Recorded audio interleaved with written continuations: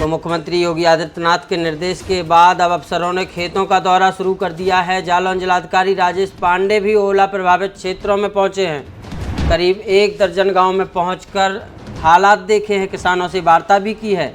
तो वहीं बीमा कंपनी और कृषि विभाग को सर्वे कराए जाने के भी निर्देश दिए हैं।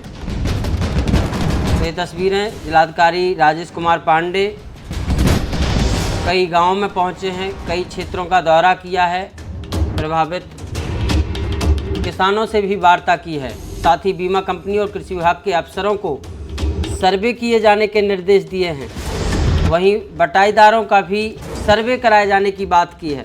साथ ही खेत मालिक की सहमति के बाद बटाईदारों को भी जो है मुआवजा राशि दिए जाने पर विचार किया जा रहा है।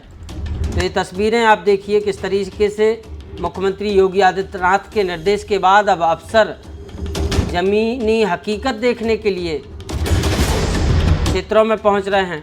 कल ही मुख्यमंत्री योगी आदित्यनाथ ने ओलावृष्टि और बारिश से प्रभावित इलाकों के जिलाधिकारियों को धरातलीय निरीक्षण के निर्देश दिए थे, जिसके बाद अब जालौन जिलाधिकारी राजेश पांडे हालातों का जायजा लेने के लिए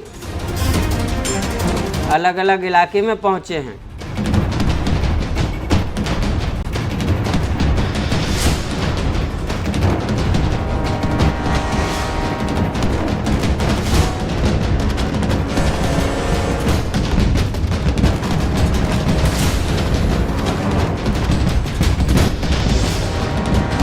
ये देखिए जालौन जिलाधिकारी किसानों से वार्ता करते हुए, और इस दौरान क्या कुछ वह बोले हैं यह भी आपको सबसे पहले सुनवा देते हैं।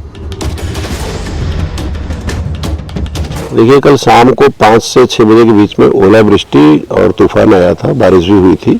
उससे हमारी जो गेहूं की फसलें खड़ी थी खेतों में उनको नुकसान पहुंचा है, और साथ ही जो चना और मटर का कुछ क्षेत्र बचा हुआ था, मसूर है, उनको नुकसान हुआ है। तो सर्वे का कार्य कल शाम को 6 बजे से प्रारंभ हो गया था।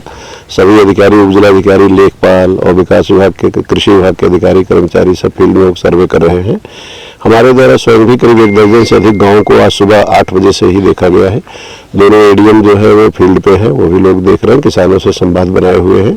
हमारे करीब जो कुठौत का क्षेत्र है और जो जालौन का और माधोगढ़ का आंशिक जो लगता है, और कोच के करीब 7-8 गाँव में और उधर के करीब 26 गांव में नुकसान हुआ है। गेहूं का जो फसलें खड़ी थी वो बालियां टूट के खेतों में गिर गई हैं।